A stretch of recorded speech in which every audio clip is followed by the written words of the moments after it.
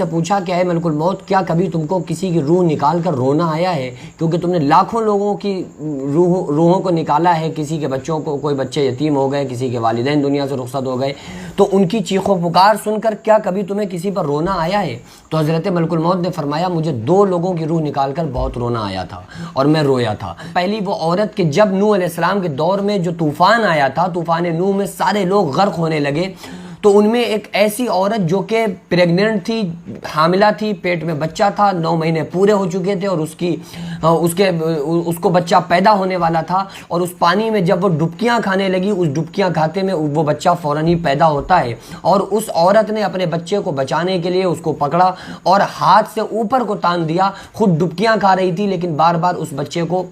باہر نکال رہی تھی کہ کسی صورت سے یہ میرا بچہ بچ جائے، کیونکہ ماں تو چاہتی ہے کہ فنا ہو جائیں ہم لیکن ہمارا بچہ سلامت رہے۔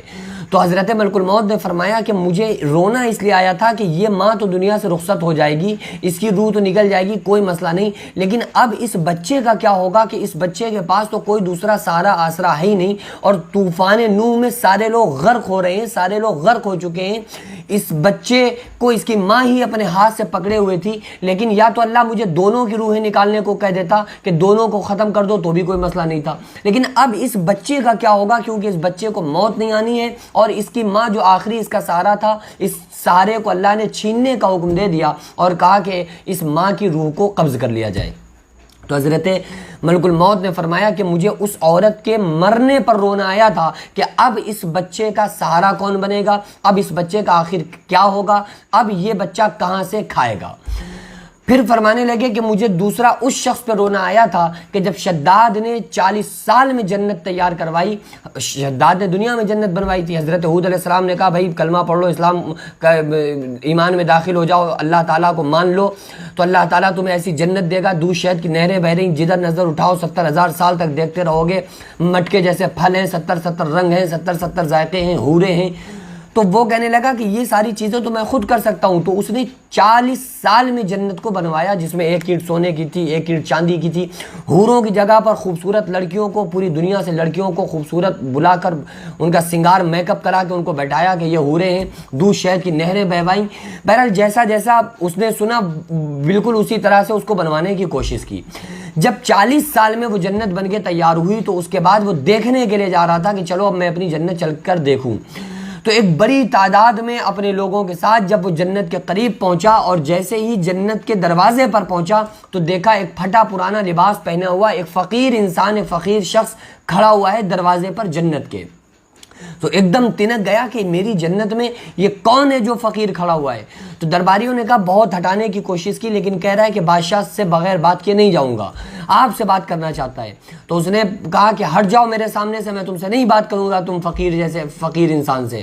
اس نے کہا تمہیں مجھ سے بات کرنی ہی پڑے گی۔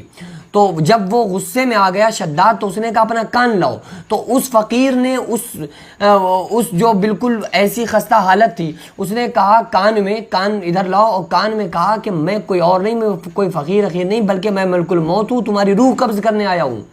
تو شداد مچل گیا، کہنے لگا کہ مجھے تھوڑی سی مہلت دے دو تاکہ میں اپنی جنت جا کر دیکھ لوں جس جنت کو میں نے بنوایا ہے۔ تو حضرت ملک الموت تھے تو کہنے لگے کہ اب کوئی مہلت نہیں ہے، اذا جاء اجلها لا يستأخرون ساعة ولا يستقدمون، اللہ کی طرف سے مقرر وقت جب موت کا آ جاتا ہے ایک لمحہ نہ دیری ہوتی ہے نہ ایک ذرہ جلدی ہو سکتی ہے۔ تو وہ غصے میں آ گیا شداد، کہنے لگا تم روک کر دیکھو مجھے، اور فوراً ہی اس نے اپنے گھوڑے پر سے قدم کو اتارا،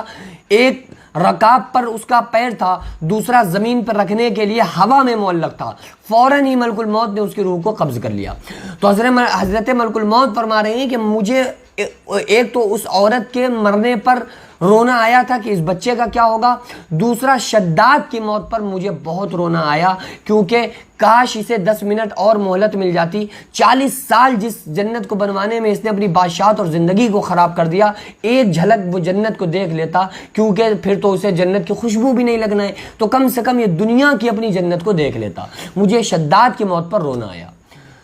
تو اللہ تبارک و تعالیٰ نے فرمایا کہ اے ملک الموت، جس بندے پر، جس بچے پر تمہیں پہلے رونا آیا تھا کہ اس بچے کے ماں کا انتقال ہو جائے گا، اس کی روح میں نکال لاؤں، تو اس بچے کا کیا ہوگا، یہ بچہ کہاں سے کھائے گا؟ تو جس پر تمہیں دوبارہ رونا آیا شداد پر، وہ کوئی اور بچہ نہیں بلکہ شداد تھا۔ تم یہ سمجھ رہے تھے کہ یہ بچہ کہاں سے کھائے گا۔ دیکھو جو اتنا مجبور بچہ کہ جو طوفان نوح میں ماں کا انتقال ہو گیا، فوراً پیدا ہوا اور اس کے بعد کوئی نام و نشان نہیں، بچے کو کمانے کھانے کے لالے پڑے ہوئے ہیں، بچے کو کھانا کیسے ملے، تم یہ سمجھ رہے ہو، لیکن میں نے اس کو پوری حکومت عطا کر دی۔ تو اللہ فرما رہا ہے کہ جس بچے پر تم پہلے روئے تھے کہ اس کی ماں کا انتقال ہو گیا طوفان نوح میں، تو اس بچے کا کیا ہوگا، تو یہ بچہ وہی شداد ہی ہے جس پر تمہیں بعد میں بھی رونا آیا، اس کی ماں پر بھی تمہیں رونا آیا تھا اور اس کی موت پر بھی تمہیں رونا آیا۔ تو یہ تو قل اللہم مالک الملک تؤتی الملک من تشاء وتنزع الملک ممن تشاء وتعز من تشاء وتذل من تشاء۔ اللہ فرماتا ہے کہ اللہ جسے چاہتا ہے ملک بخشتا ہے، جس سے چاہتا ہے ملک کو چھین لیتا ہے، جسے چاہتا ہے عزت دیتا ہے اور جسے چاہتا ہے ذلیل کر دیتا ہے۔ یہ اللہ تبارک و تعالیٰ کی قدرت ہے۔ خدا کی عطا کو موسیٰ سے پوچھئے احوال، گئے آگ لینے پیغمبری مل گئی۔ تو اللہ